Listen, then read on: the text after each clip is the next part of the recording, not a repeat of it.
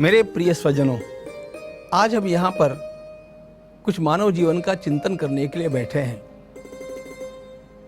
हम मनुष्य के रूप में जन्मे हैं, इस बात को तो हम सब लोग भली भांति जानते हैं, लेकिन हमारा यह मानव शरीर और हमारा यह मानव जन्म कितना दुर्लभ है और कितना महत्वपूर्ण है, यह जाने बिना इसका सदुपयोग करना हम लोगों के लिए संभव नहीं होगा और इसलिए इसकी महत्ता को भी जानना आवश्यक है।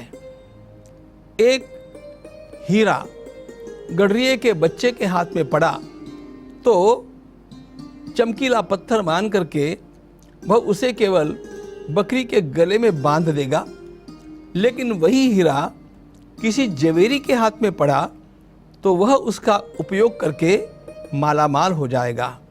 हम लोग भी यदि मनुष्य जीवन को प्राप्त करके उसकी महत्ता को नहीं समझेंगे तो सामान्य कामों में हमारा संपूर्ण जीवन व्यर्थ ही निकल जाएगा। लेकिन यदि इसकी महत्ता को समझ लिया तो हम इसका इतना सदुपयोग करेंगे कि हम भी इतिहास के एक रत्न हो सकते हैं। समझना हम लोगों को ये चाहिए कि हम लोगों को मिला हुआ यह मानव जीवन ईश्वर का सर्वोत्तम प्रसाद है। महाभारत में एक प्रश्न पूछा गया, अस्तित्व में सबसे महत्वपूर्ण क्या है, सर्वश्रेष्ठ वस्तु कौन सी है? और महाभारत का उत्तर देते हैं, न मानुषात् श्रेष्ठतरम ही किंचित। मनुष्य का जन्म और मनुष्य के देह से बढ़कर के अधिक महत्वपूर्ण सारे संसार में कुछ भी नहीं है। इस बात को सर्वाधिक स्पष्ट किया है अलेक्सिस कैरल ने मैन द अननोन इस अपने ग्रंथ में।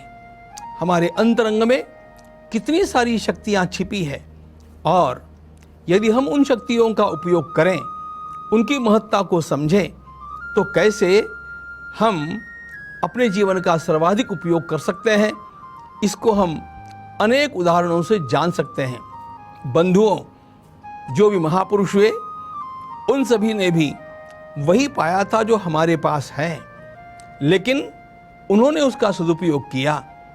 इसलिए हम लोग इस बात को जानें कि परमात्मा ने हम लोगों को ज्ञान शक्ति प्रदान की है। ज्ञान की यह शक्ति, ज्ञान के संचय की शक्ति और ज्ञान को प्रदान करने की शक्ति, यह ऐसी अनमोल वस्तु है जिसके कारण मनुष्य पीढ़ी दर पीढ़ी अपना विकास करता गया।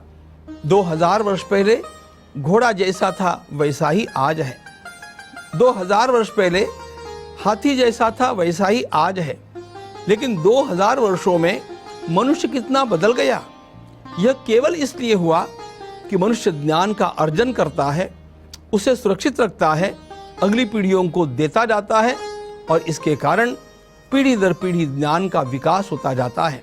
यह केवल मनुष्य के जन्म में ही संभव है। मनुष्य के इस जीवन को हमने अभी पूरी तरह समझा नहीं। हमारे प्राचीन ऋषिमुनि कहते हैं, अन्नमय कोश, प्राणमय कोश, मनोमय कोश, विज्ञानमय कोश, आनंदमय कोश, इन कोशों से बना हुआ हमारा अंतरंग अत्यंत समृद्ध है।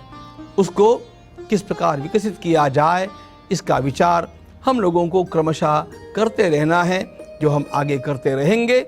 लेकिन इस महत्ता को समझो, सबसे पहले मैं सबसे महत्वपूर्ण वस्तु हूँ, इस बात को जानो।